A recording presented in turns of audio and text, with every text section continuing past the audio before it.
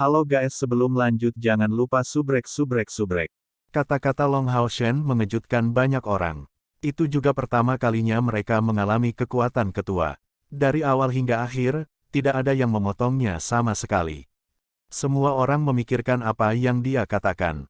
Bahkan kepala kuil imam yang paling keras kepala, Ling Xiao, berubah ekspresi. Dengan sekejap, Long Hao Shen kembali ke tempat duduknya. Apa yang saya katakan saat itu adalah pendapat saya. Anda dapat berdiskusi dan menuangkan pemikiran Anda bersama sekarang. Kami akan memberikan suara dalam waktu singkat. Diskusi masih akan dipandu oleh kepala kuil Yang. Yang Hao Han mengangguk pada Long Hao Shen terlebih dahulu, sebelum berbicara dengan tegas, cerita ketua sangat mengejutkan saya.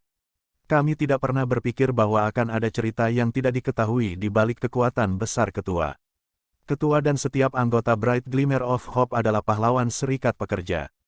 Kita harus menunjukkan rasa hormat kita kepada para pahlawan. Saat dia mengatakan itu, dia berdiri lebih dulu dan melakukan penghormatan ksatria standar untuk Long Hao Shen dan secercah harapan. Orang lain semua berdiri dan menyalin Yang Hao Han. Long Hao Shen berdiri dengan teman-temannya dengan tergesa-gesa untuk membalas gerakan itu. Sejak hari kami menjadi pemburu iblis, kami telah memutuskan untuk berdarah dan mempertaruhkan hidup kami untuk persatuan. Kami tidak pernah menganggap mati sebagai kematian alami, seperti bagaimana Chen Zidian mengharapkan dirinya mati dalam pertempuran. Saya percaya bahwa meskipun dua regu pemburu iblis berjudul ini telah dimusnahkan, mereka tidak pergi dengan penyesalan. Mereka adalah pahlawan sejati. Saya pikir kita harus mengheningkan cipta selama 1 menit untuk pembunuh Dewa Setan dan 9 surga Transcenders. Semua orang terdiam, kesedihan menggenang di hati setiap orang tak terkendali. Namun, ada juga antusiasme dalam kesedihan ini. Banyak dari mereka telah gagal untuk menyadari bahwa setelah mendengarkan cerita Long Hao Shen, tekanan yang awalnya mereka alami digantikan oleh niat bertarung yang menderu. Ketakutan mereka akan perang suci yang akan datang sebagian besar telah menghilang juga. Menit berakhir dan Yang Hao Han melanjutkan topik pembicaraan dari sebelumnya. Ketua, ada sesuatu yang harus saya minta Anda jelaskan. Karena pahlawan abadi telah menjadi mayat hidup, karakter mereka akan terpengaruh sampai tingkat tertentu. Saya tidak setuju dengan Anda pergi secara pribadi. Untuk berjaga-jaga jika ada bahaya. Long Hao Shen melambaikan tangannya. Tidak akan ada bahaya.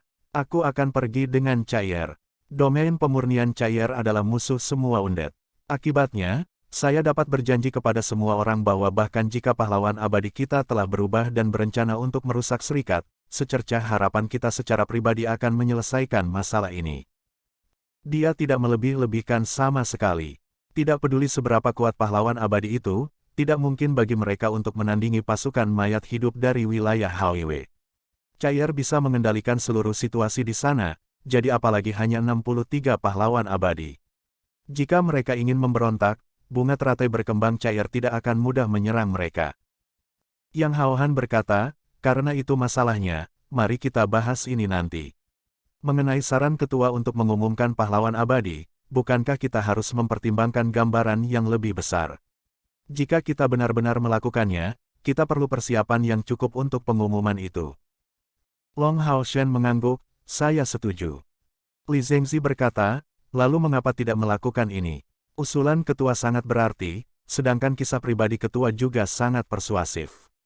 Kita bahkan bisa belajar dari Necromancer yang pernah menyebabkan bencana bagi kita manusia, Holy Necromancer, Slumbering Calamity Elux, apalagi pahlawan abadi kita.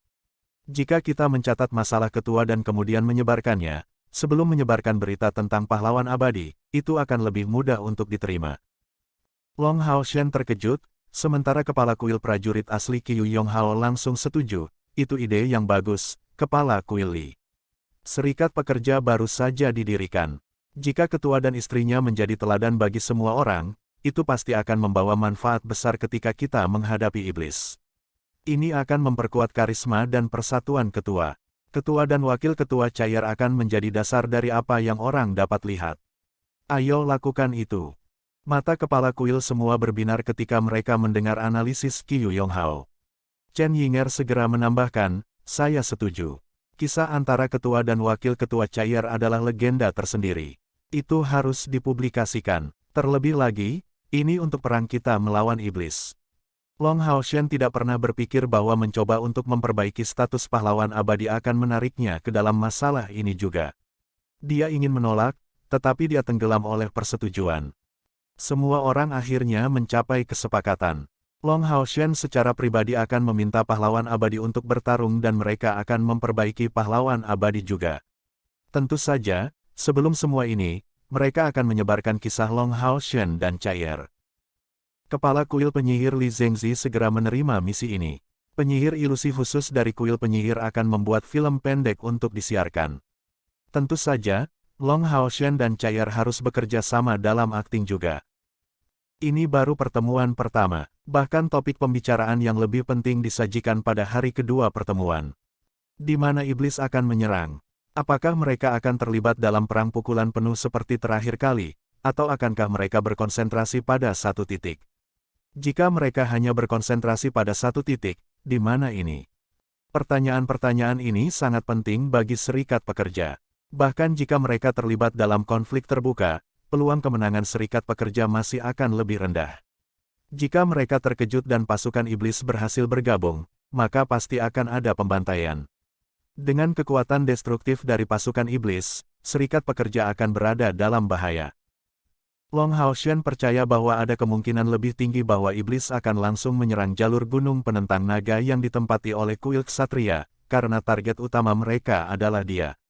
Namun, dia tidak sepenuhnya yakin dalam hal ini.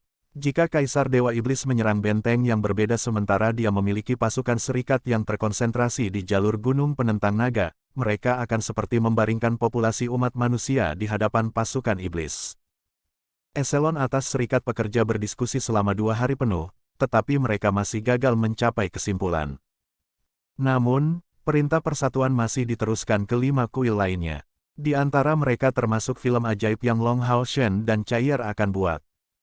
Dengan Tower of Eternity, serta kendali Chai'er atas menara, Bright Glimmer of Hope dan kerjasama dari 12 penjaga suci, mereka pada dasarnya menciptakan kembali situasi yang tepat seperti saat itu.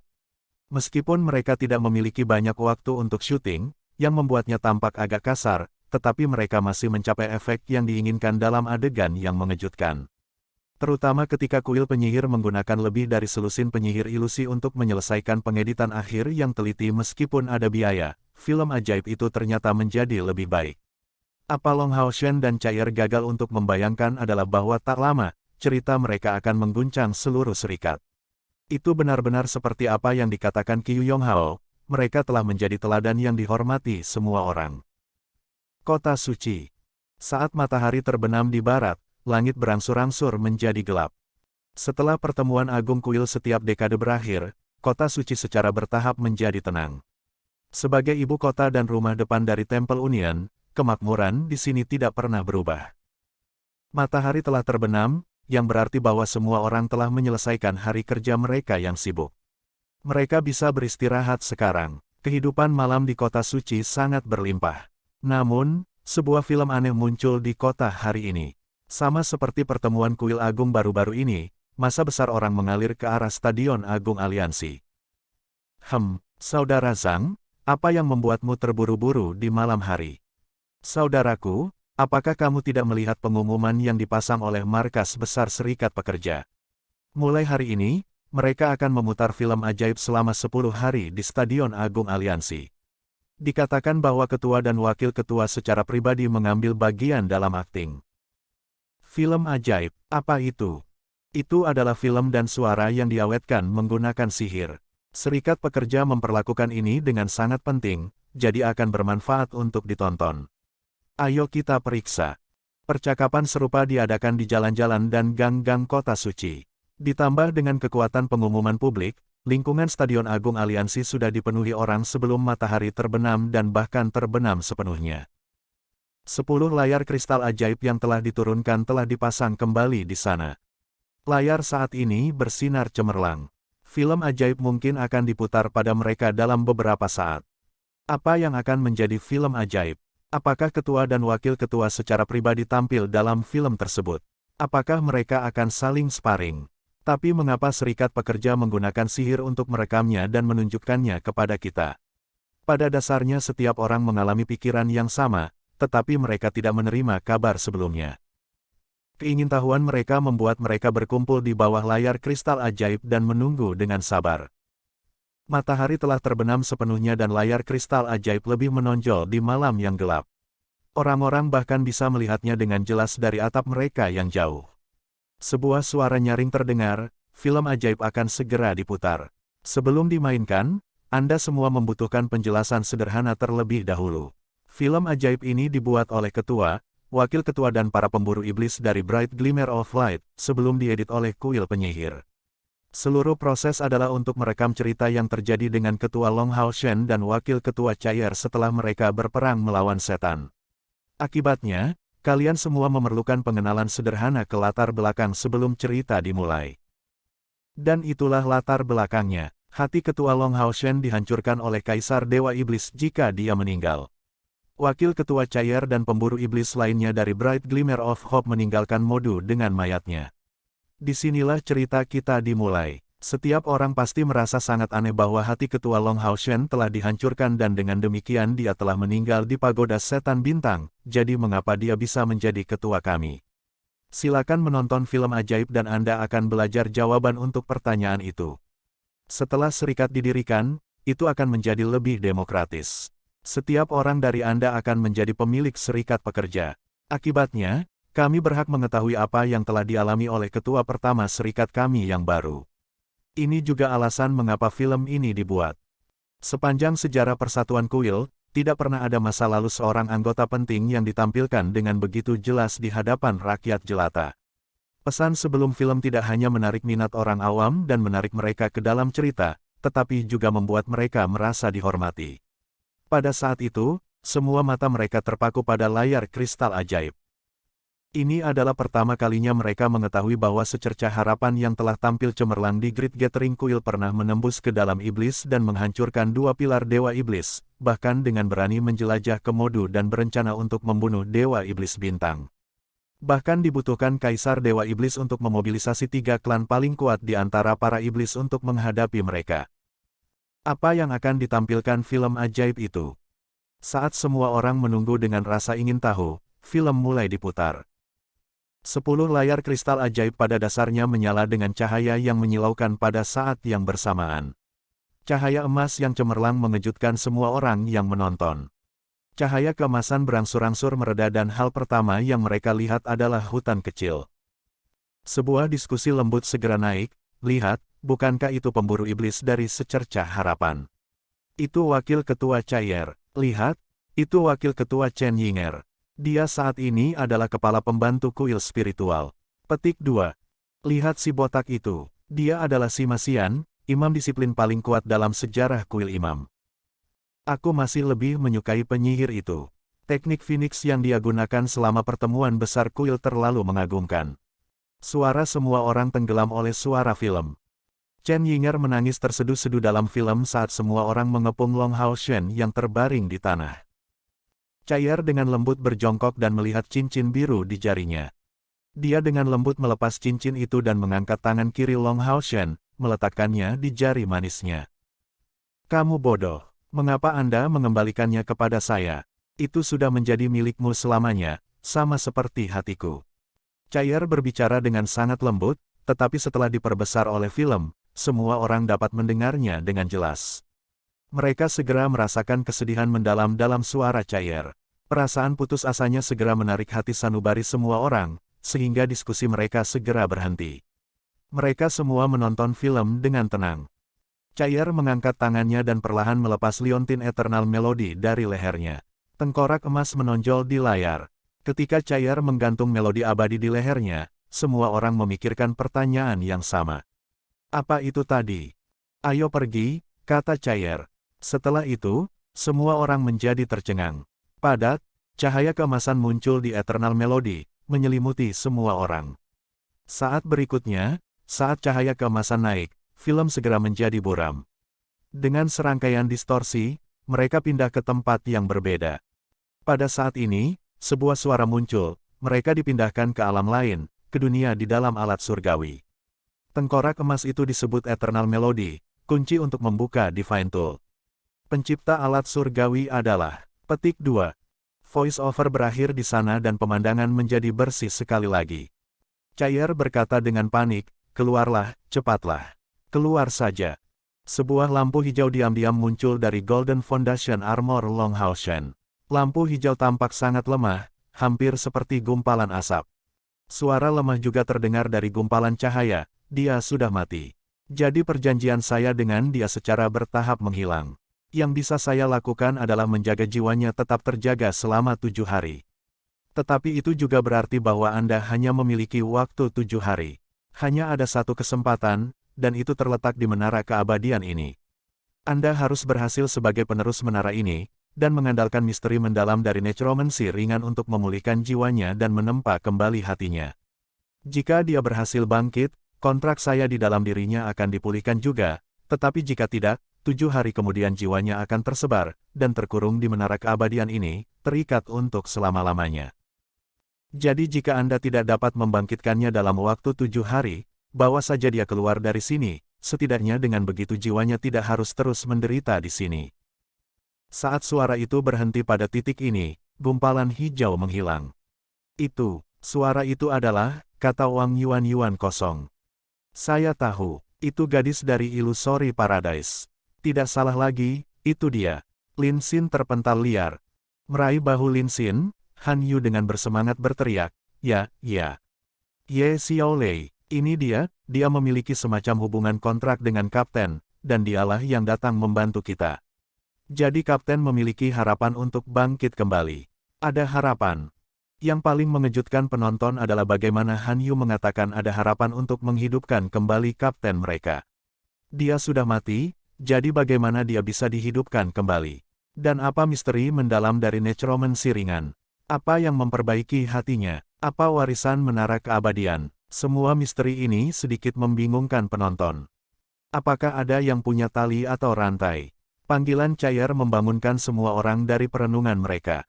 Setelah itu, mereka melihat Cair mengangkat mayat Long Hao Shen ke punggungnya dengan bantuan teman-temannya, mengikatnya dengan rantai. Ketika mereka melihat ini, banyak orang merasa seperti ada sesuatu yang bersarang di tenggorokan mereka. Meskipun banyak orang tahu regu pemburu iblis telah melakukan banyak hal untuk serikat pekerja, mereka hanya benar-benar mengerti betapa brutalnya pengalaman yang harus dialami para pemburu iblis ketika mereka melihat film ini. 7 hari. Kami hanya punya waktu 7 hari, saat ini, kita harus naik ke puncak Tower of Eternity dan mendapatkan warisan dari Holy Necromancer, Slumbering Calamity Elux. Suara Cair terdengar di film dan nama ini menjadi tertanam di benak penonton. The Holy Necromancer, Slumbering Calamity Elux. Keberadaan seperti apa dia? Sebelum penonton punya cukup waktu untuk bertanya-tanya tentang hal itu, pemandangan berubah lagi. Cair mulai memimpin secercah harapan ke menara keabadian untuk menantangnya. Di sana, cerita dan hal-hal yang digambarkan dalam film sedikit berubah. Untuk membenamkan penonton lebih baik, uji coba dimulai di lantai pertama. 12 penjaga suci yang kuat muncul di hadapan mereka. Para pemburu iblis jatuh satu persatu. Saat mereka menyaksikan mereka mengorbankan diri untuk membuka jalan menuju kebangkitan Long Hao Shen, air mata mulai menggenang di mata penonton. Untuk menghidupkan kembali kapten mereka, untuk menghidupkan kembali ketua Long Hao Shen, setiap pemburu iblis dari Bright Glimmer of Hope telah memberi mereka semua. Objek yang dianggap paling penting oleh orang biasa, kehidupan, telah dipersembahkan oleh mereka tanpa pamrih. Sima Xian jatuh, Chen Yinger jatuh dan Wang Yuan jatuh. Tidak peduli bagaimana mereka jatuh, mata mereka akan dipenuhi dengan ketekunan dan harapan. The Bright Glimmer of Hope memanjat Tower of Eternity lantai pada saat penonton duduk di tepi kursi. Banyak dari mereka bahkan membasahi pakaian mereka dengan air mata tanpa sadar. Namun, mereka menahan napas, bahkan tidak mau mengeluarkan satu suara tangisan pun, takut ketinggalan film sesaat pun. Di lantai 6 menara keabadian, hanya Cair yang terus bertarung. Dia mengangkat sabit Dewa Kematian di tangannya tinggi-tinggi ke udara dan menghadapi cobaan yang paling sulit. Suara Lin Xin menjadi pengisi suara, wakil kapten menggunakan kekuatan 7 seni Dewa Kematian. Setiap seni akan membuatnya kehilangan satu emosi. Dia, pengisi suara yang sederhana bahkan lebih mengejutkan penonton. Setelah itu adalah pertempuran Cair yang tidak ragu-ragu. Seni pertama, kematian di masa kecil. Seni kedua, kematian dalam pemurnian. Seni ketiga, Death Scream. Seni keempat, ciuman dewa kematian. Seni kelima, pemusnahan senyap kematian. Seni keenam, kematian dalam perjalanan. Penonton menyaksikan definisi kekuatan. Ketika Chair menggunakan seni keenam dari 7 seni dewa kematian untuk akhirnya mengalahkan lawannya, gelombang sorakan yang luar biasa terdengar dari kerumunan. Bahkan ada air mata kebahagiaan. Namun, mereka gagal untuk menyadari bahwa ini hanyalah awal dari air mata mereka. Cahaya 6 warna muncul, merawat luka dari Bright Glimmer of Hope. Saat kondisi mereka berubah menjadi lebih baik, menarik beberapa dari mereka kembali dari rahang kematian pada kenyataannya, kegugupan orang banyak diatasi dengan sangat lega dan mudah. Apakah akhirnya berakhir? Apakah mereka akhirnya akan menghidupkan kembali ketua Long Hao Shen? Setelah itu, adegan yang bahkan brutal muncul. Jalan menuju langit. Koto setelah setiap langkah di jalur udara. Suara over, di jalan menuju langit, semua kekuatan ditekan. Wakil ketua Chair direduksi menjadi kekuatan seorang gadis biasa. Pengenalannya sangat sederhana, tetapi segera membuat penonton memahami tekanan apa yang dialami Chair. Chair maju dengan kecepatan yang sangat stabil. Dengan setiap langkah, dia akan berlutut, bersujud dan bangkit, sebelum mengambil langkah lain, berlutut. Ini terus berulang. Penonton mulai melihat keringat dan secara bertahap, mereka melihat darah. 2 jejak darah mulai muncul di jalan tak berujung ke langit, yang semakin dalam saat mereka pergi. Secara bertahap, jejak darah ketiga muncul juga dari dahi Chair. Penontonnya adalah orang-orang biasa. Perasaan mereka jauh lebih lembut daripada pemburu iblis. Bahkan Bright Glimmer of Hope menangis melihat pemandangan ini, sehingga penonton langsung menangis. Banyak orang menangis kesakitan saat mereka berjuang untuk menenangkan diri. 50 tangga, 60 tangga, 70 tangga, 80 tangga. Tangga itu menyakitkan, dan dia harus terus berjalan dengan terhuyung-huyung. Tubuhnya sudah hampir runtuh, dan jejak darah yang tertinggal di tanah mulai membentuk genangan air di bagian bawah tangga.